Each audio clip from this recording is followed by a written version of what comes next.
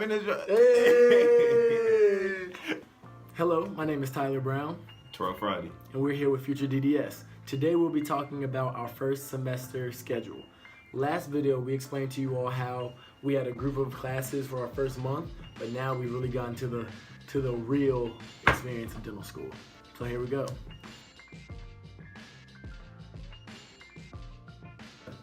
So, the first month of school is finally over. Everything went pretty well. We had our dental anatomy final, which consisted of two parts. We had a written exam as well as a tooth ID exam. And with every other class, you know, we had wellness, we had ethics, we had intro to research.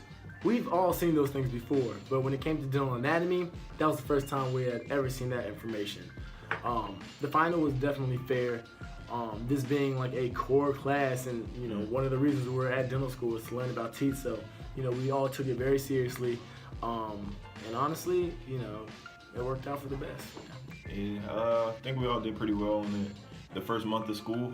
Just getting through the transition, it was a little rough with like just logistics, a whole bunch of meetings and paperwork, and gotta go here, this seminar, so just fitting that all in with school and studying and stuff like that.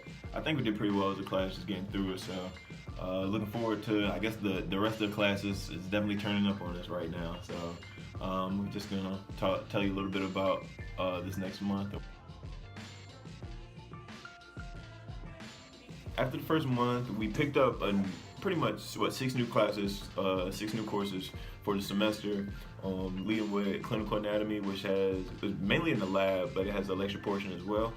Operative lab, biochemistry, nutrition, craniofacial function, and the second half of our ethics course, PEL course. So just really the transition from the first month of courses, we only had 4 courses. That was really transitional time, trying to get us to get used to the schedule and stuff along those lines, to now going into more intensive courses, a lot more information, a lot of stuff we haven't seen before. Pretty much no one's done anything to do with to deal with the hand skills or you know, operative craniofacial function, working with typodonts, stuff along those lines. So it's been a wild transition and a wild adjustment to get used to the amount of work and how much time you actually have to allocate to everything and the adjustments that you have to make there.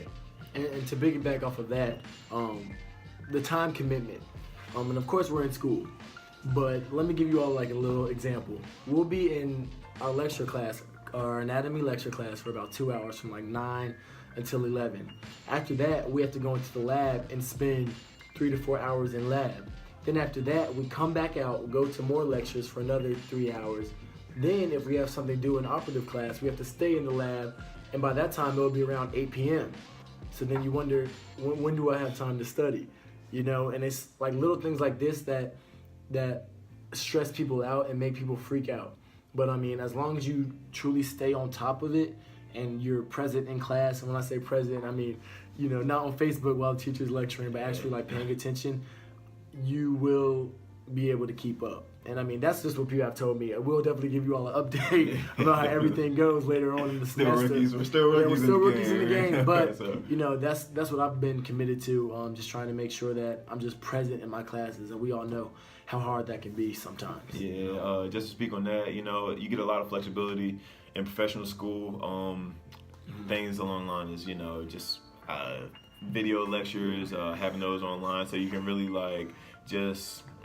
I guess you could say you're not obligated to be in class, but you kind of supposed to be in class, you know. So they definitely give you the leeway and the freedom to choose how you can go about studying, or maybe if you have a better means of studying, you can go about it that way. But you just have to make sure you're on top of what you're doing, and whatever system you choose, I'm guessing you have to commit to it and just really hone in on that. Like I said, we're just rookies, so we don't know exactly, but we'll keep you updated on how things go. Definitely. And I don't know if you said this, or I mean, you probably implied, everything is lecture captured. And so when we say, oh yeah, you don't necessarily have to be in class, of course you're still gonna see the class, because every single class that we have is lecture captured. So some people choose to stay at home. They feel like, you know, making the commute to school is just a lot for them, so they opt out and decide to just watch the lecture at their house. This definitely could work for some people. And like Terrell said, like I said earlier, we'll definitely update you with some of our friends who do that versus how we do things. So we're definitely going to be excited to update you all and keep you all updated. But one thing I do want to point out before we leave, our schedule is tentative. As far as, this week we might have 3 courses in anatomy, but next week we might only have 1. Things literally switch, times switch, location switch, so everything is very on the go. And for some people it's exciting. I personally like a little bit more structure, but it's one of those things where you just have to get through it, and as you stay on top of your stuff and you make sure that you're good, and that's what we plan to be. Yep. So here we go. Thanks again for checking in with FutureDDS. It's been a pleasure to give you some info, and keep following us. We're gonna have a lot more videos coming up, a lot more insight into our first year here at Dental School. So thank you. All right. Bye, y'all.